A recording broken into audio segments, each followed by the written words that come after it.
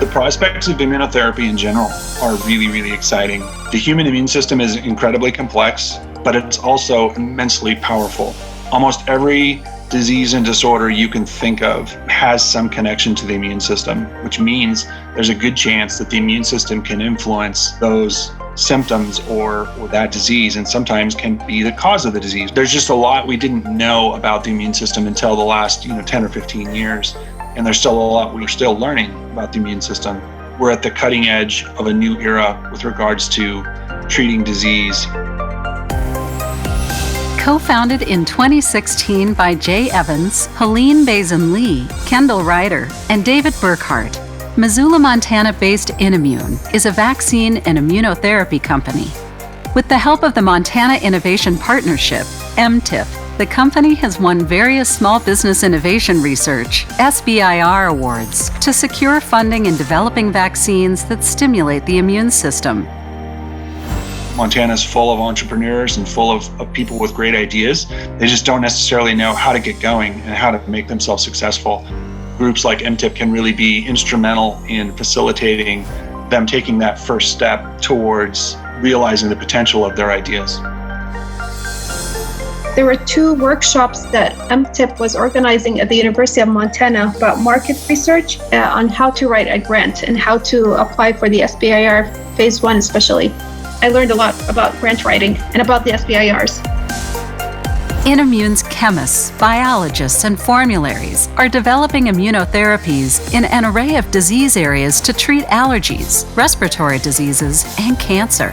One of the Phase 1 SBIRs was applied to the emerging coronavirus.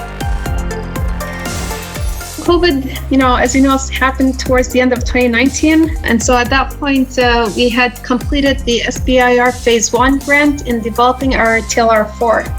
The compounds that we prepared at Inimmune are currently being used at the university to target COVID-19.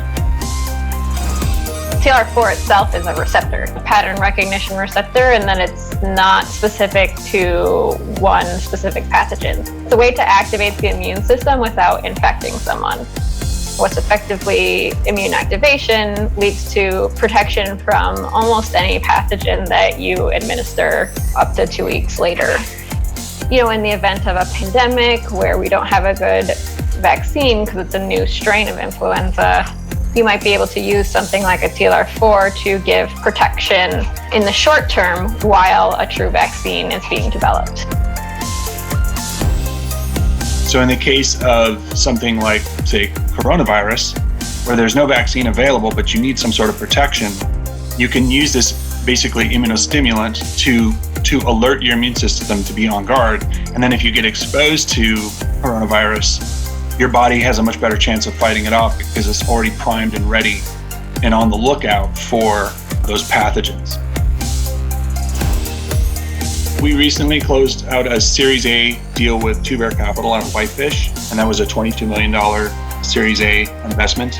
On top of that, we have over $20 million in non-dilutive funding from NIH through various contracts and grants over the next 5 years. Combined, we have over $44 million to help carry our programs to and through Phase 1 clinical trials. But immunotherapy is really where everybody is putting their money and their effort, and rightfully so, because the immune system plays a tremendous role in surveillance of our bodies. And so I think that's the most exciting thing for me is how far can we take this? Can we utilize the immune system to cure and treat human diseases? And I think the answer is very far. And I'm really excited about what we're going to be able to do as a company in terms of impacting human disease. The Montana Innovation Partnership is making broad connections through outreach and support to facilitate the seed funding for the development of technology. Contact MTIP to learn more about SBIR, STTR, and building business in Montana.